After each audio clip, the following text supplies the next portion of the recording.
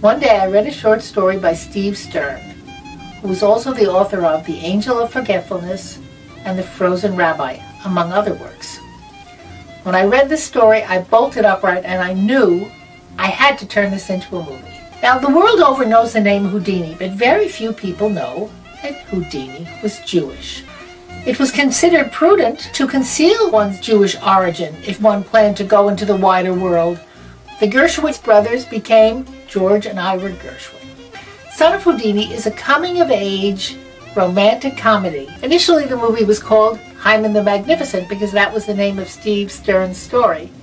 But a friend suggested I get Houdini into the title. Great idea, because Hyman has reason to believe that the great Houdini might be his father. Hyman was an orphan on North Main in the Pinch, that section of Memphis, Tennessee, populated by the immigrants. First the Irish, then the Greeks and Italians, and finally the Jews of Middle Europe. Hyman Weiss is every man. Hyman Weiss is all of us attempting to find his place in the world. But Hyman feels that he has a greater destiny than selling fabric behind the counter at Nussbaum. And I'm also dedicated to making a movie without car chases, without violence, obscenity, just one memorable kiss.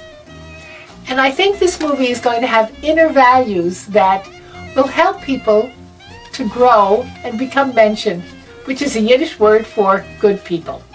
With very atypical casting, no stereotypes in this movie, and many of the characters speak with a southern accent because this is Memphis, Tennessee, and perhaps people don't know there were and are Jewish communities in the South.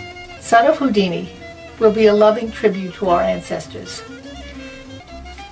But you don't have to be Jewish to love Son of Houdini.